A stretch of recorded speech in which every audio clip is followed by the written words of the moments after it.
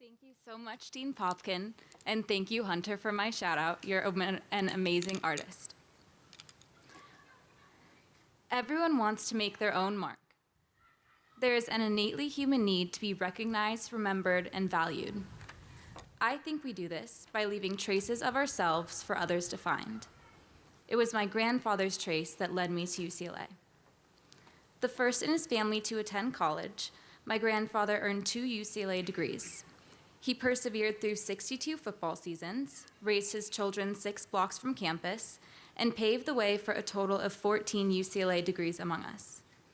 The school was already woven so deeply into my life that I grew up naming my dog Bruin and writing Trojan hate poems. When I made my way here, I thought I would find my place right away, especially considering my poetic prowess, but I guess it wasn't genetic. My family's was a strong legacy to live up to. And while I was grateful for the traces left before me, I struggled to figure out how to leave one of my own. What new mark would I make on a place that had already been painted? I entered as a pre-global studies major, and by the beginning of my second quarter, I was begging every art professor to let me into their class as a non-major. This is how I ended up in the sculpture lab with nothing but my laptop and a college-ruled notebook, and a far less fashionable outfit than everyone else.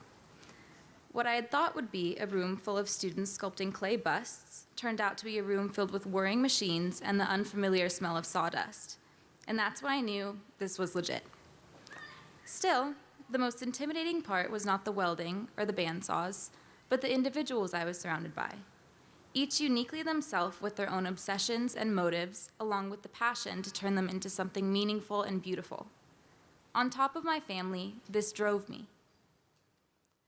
After my unconventional introduction to the School of Arts and Architecture, I began making my mark in a way I hadn't anticipated, spending late nights in the studio and tracking plaster remnants into my dorm. I was still living in the legacies my family had left behind, also persevering through tough times at the Rose Bowl, but I was walking into galleries they had never seen, slowly building a life that looked nothing like the one I had imagined. I did not plan on living on the street where my mom was born. I did not plan on becoming an art major, but I didn't plan any of the best things I did here. My new path was a far cry from that of my econ and poli-sci family predecessors, but it was mine. When I finally entered the art major, I must have called my mom at least twice a day to tell her how impressed I was by my classmates. And it wasn't just for their talent or artistic ability, it was for their intuition, sensitivity, and depth, and also their outfits. I quickly learned that this is not an environment that breeds competition.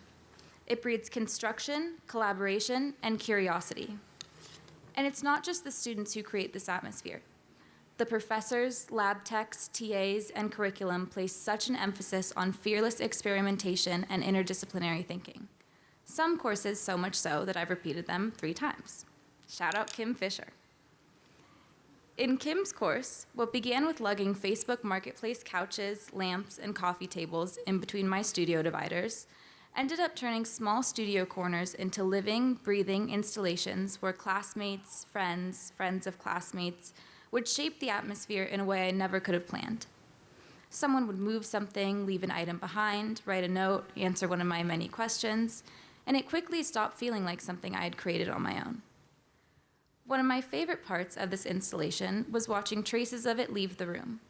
I would notice flecks of glitter on someone's cheek or stuck to their clothes, and it made me feel a strange sense of pride.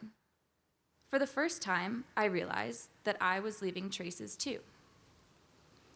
I recognize everyone I've encountered in this department for their different styles or signatures. And even if I was just the girl who brought couches off the street and into studios, that is something to be remembered for. My work has been largely about the concept of leaving a trace. What do we choose to value, remember, and leave behind? And how does that shape who finds our traces? I've certainly left a trace on every studio space I've had, sorry Ben Evans, and I can't possibly express how much of a trace each of you here has left on me, but I will try. A New Year's resolution of mine was to be more like one of my studio neighbors, unwaveringly outgoing and inquisitive. I have watched you all work so quickly and freely or talk about your work in such an articulate way and how it translates to your community or what it means to your family, and it has changed me so much. You have changed me so much. You've inspired me and shaped me in a way I could have never imagined on that first day walking in with my college-ruled notebook and computer. So if anyone has any uncertainty about how you can impact the world or what you will leave behind or what change you will make, because I know it can feel scary and daunting, I can attest to the fact that if you guys can change my life, my way of thinking, my sense of self, from routine interactions in class twice a week, then I can't even imagine the trace you can leave on the world and the people in it. While I haven't quite gone forth into this next chapter yet, so I can't speak to what you will encounter after leaving here, I am sure of a few things. And this isn't me guessing or giving blind encouragement. This is what I've seen from you all. I'm confident that you will bring compassion to a world that needs it. You will look deeply at everything, knowing what and who demands attention. You will ask questions, so many questions, not just to others, but to yourselves, and you will work through the difficult answers. You will make space for others to feel understood. You will challenge everything. You will keep creating beauty from impossible starting points, meaning from nothing. You will bring curiosity and poignancy into places that lack it. You will wear amazing outfits.